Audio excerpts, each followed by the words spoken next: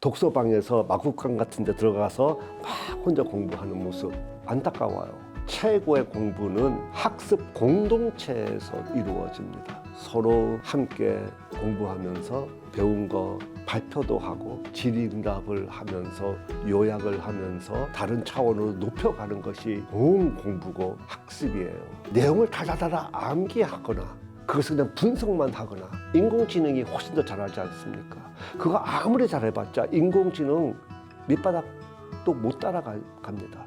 니즈를 어느 정도 조절할 수 있는 자기 조율 능력도 발휘를 해야 되거든요.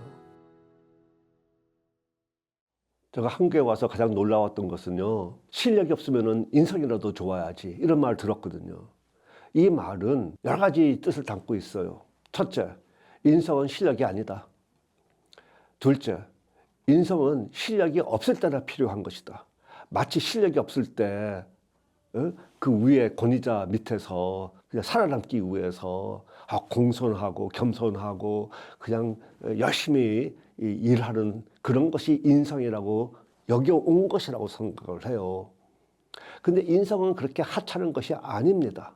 우리가 성공하기 위해서 최고로 필요한 실력인 거예요. 인성은 타고나는 성품 아니에요. 그런 거 아니에요. 기질도 아니고 성격도 아니고 하루에 적어도 3분씩 투자를 해서 노력을 해야만 얻어지는 결과물이에요. 노력해서 후천적으로 노력해서 얻는 능력을 우리는 실력이라는 말 쓰지 않습니까? 그러면서 인성은 실력입니다. 우리 모두가 다 갖춰야 실력이고 최고의 인재가 발휘하는 실력입니다. 아마 한국 사람들한테 공부, 학습하면은 아마 머릿속에 떠오르는 이미지가 있을 거예요. 막 이렇게 혼자 공부하는 거. 독서방에서 마구간 같은 데 들어가서 막 혼자 공부하는 모습. 안타까워요.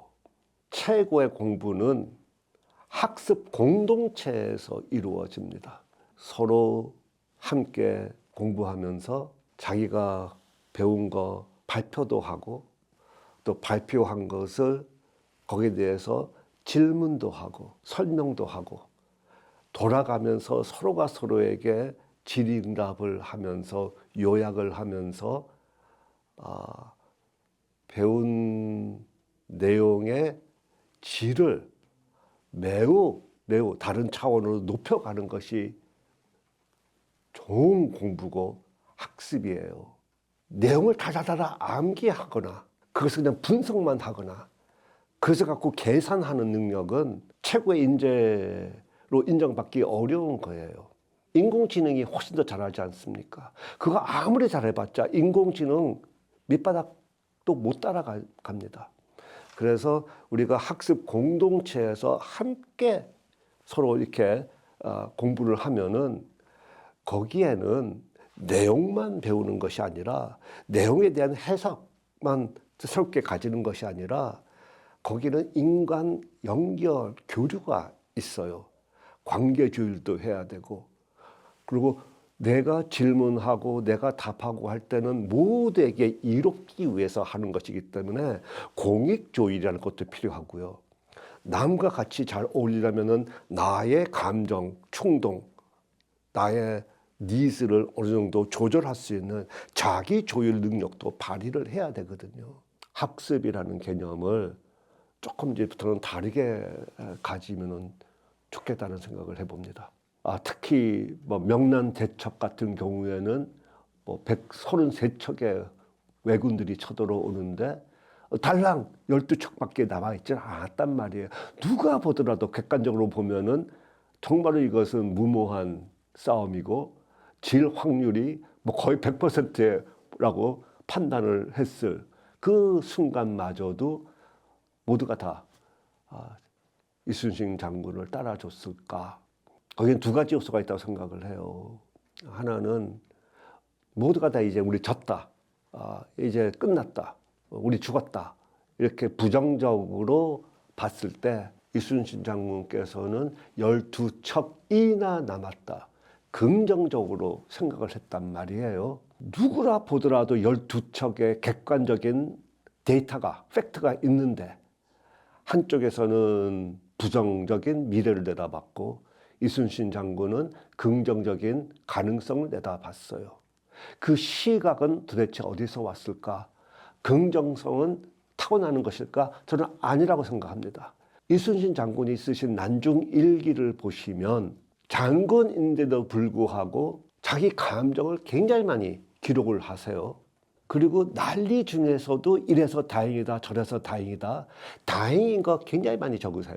그리고 심지어는 비가 와도 고맙고 저 사람도 고맙고, 그리고요 가장 놀라운 것은 노비들의 이름들이 많이 등장합니다.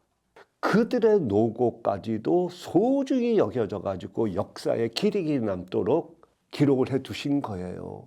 아까 제가 행복일기라는 거 언급을 했죠.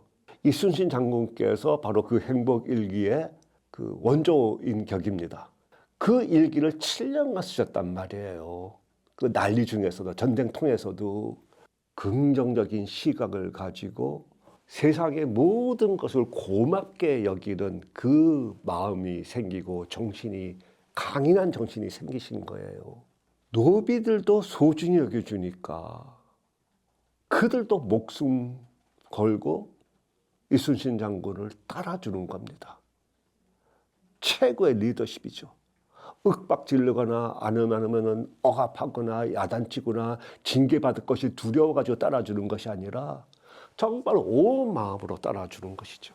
고마움을 아는 사람들의 최고의 리더십, 그리고 이순신 장군이 바로 그런 리더십을 실제로 발휘를 하셨다라고 보기 때문에 최소한 닮아가려고 노력을 하는 것이 필요하다고 생각을 합니다. 예, 자살률이 한국의 최고죠. 전체가 다 최고고, 그리고 또 특히 그 아동 청소년들 자살률 정말 높은데요. 인생이 힘들고 어렵고 그래서 자살하지를 않아요. 고독감 때문에 자살을 합니다. 내 이 힘든 마음 아무도 모르고 아무도 나한테 손을 내미는 사람이 없을 것 같다라는 그 고독감, 그 단절감에서 자살까지 간다고 해요. 그런 사람들이 주변에 있으면 그 사람들 앉혀놓고, 아, 그러면 안 되지, 그래도 열심히 살아야지, 뭐 누구를 생각해서라도 그래서는 안 되지, 이런 식으로 이성으로 접근하는 것은 전혀 도움되지 않습니다.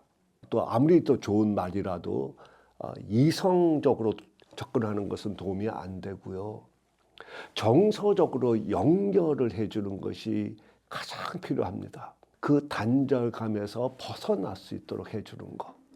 실은 그들이 안고 있는 문제를 우리가 직접 해결할 수가 없어요. 폭력을 당해서, 왕따를 당해서 정말로 괴로워한다. 이럴 때 어떻게 우리가 그 문제를 해결해 주겠습니까? 이거 거의 불가능하지 않습니까? 이것은 비유를 들자면 물에 빠져 있는 사람, 물론 뛰어들어가서 건져낼 수도 있지만 잘못하면 우리도 같이 빠져 죽지 않습니까?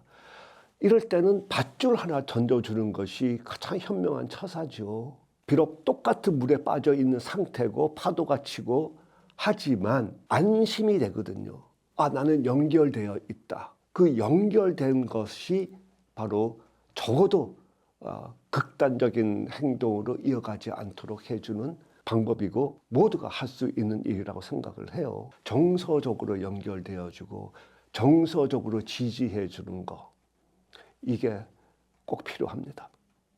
뭐 스마트폰이라든지 랩톱에다가 많은 분들이 막 이렇게 기록을 하는 모습을 볼 때 좀 부럽기도 하고, 왜냐면 저는 아날로그라서 항상 이 포켓에다가 종이하고 이렇게 펜을 갖고 다녀요.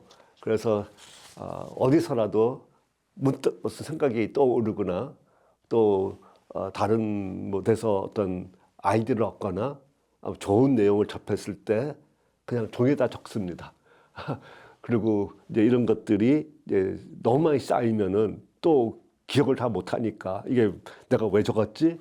그래서 주기적으로 또 이렇게 기록된 것들을 정리를 하죠. 기록과 정리, 이것이 저는 꼭 같이 가야만 기록된 것의 가치를 얻어낼 수 있다고 생각을 합니다. 저는 책을 굉장히 늦게 서서히 읽는 스타일이고요. 읽을 때 밑에 줄만 치는 것이 아니라 사실 줄 쳐봤자 나중에 보면은 왜 줄 쳤는지 기억도 안 나요. 그래서 저는 읽으면서 떠오르는 생각이 있으면은 그 줄 옆에다가 생각을 적습니다. 또 읽다가 잘 이해가 안 돼서 질문이 떠오르면은 질문을 적습니다. 그래서 나중에 또 책을 읽고 나서 그것만 다시 볼 때 이런 것들이 저자가 무슨 말을 하고자 하는 것만 내가 담아둔 것이 아니라 그로 인해서 내 안에서 정리된 바 하나 더 나가고 싶은 나의 마음이 반영이 된 나만의 기록이 이 책에 독서의 결과로 남아있게 되죠. 저는 그것을 하기 때문에 책 한 권 읽는데 시간이 많이 걸립니다. 저는 어릴 때부터 뭐 학교에서도 그렇고 뭐 계속해서 뭐 이렇게 시간표에다가 이 시간에 뭐 하고 이 시간에 뭐 하고 다 적어보는 거 어릴 때부터 많이 우리가 왔잖아요. 그러다가 이제 커서는 무엇을 하게 됐냐면 시간표를 보면서 여유를 위한 시간을 확보를 해요. 저한테 이것은 굉장히 중요합니다. 시간에 많은 것을 채워넣는 것이 아니라 어떻게 하면 더 한정된 시간에 더 많은 일들을 할 것인가를 전략을 세우기 위해서 시간표 짜는 것이 아니라 반대예요. 어떻게 하면 내가 여유를 확보할 것인가를 그 목표를 이루기 위해서 시간 관리를 합니다. 여유는 선택을 해야 돼요. 여유라는 것이 얼마나 중요한 것인 것을 안다면 아마 가장 먼저 우선순위를 두고 내 하루의 일과 일주일의 일과에서 요만큼은 내가 여유를 가지마 하고 선택을 할 겁니다. 여유가 있어야만 새로운 생각을 할 수가 있죠. 내가 어떤 목표를 딱 세워놓으면 시야가 좁아집니다. 어쩔 수가 없어요, 인간이. 왜냐하면 목표를 세웠으면 우리가 그 목표를 향하기 때문에 시야가 저절로 좁아집니다. 여유가 있을 때 시야가 확 넓어져요. 미처 못 봤던 것들이 보이기 시작을 하고요. 그리고 거기서 새로운 창의적인 발상도 가능하죠. 저는 시간 관리라는 것은 여유 확보하기가 가장 중요한 포인트입니다. 너무 많은 분들이 행복하기 위해서 행복을 미룹니다. 먼저 성공해야 한다고 생각하시는 것 같아요. 행복을 미루면은 아마 끝까지 행복을 얻지 못할 겁니다. 행복은 살아가는 방식이거든요. 행복은 결과가 아니에요. 행복은 내가 힘들게 살아온 대가가 아니에요. 그래서 지금 어떻게 하면 행복할까? 이것을 추구를 하세요. 그러면은 매우 성공적인 인생을 살게 될 거라고 생각을 합니다.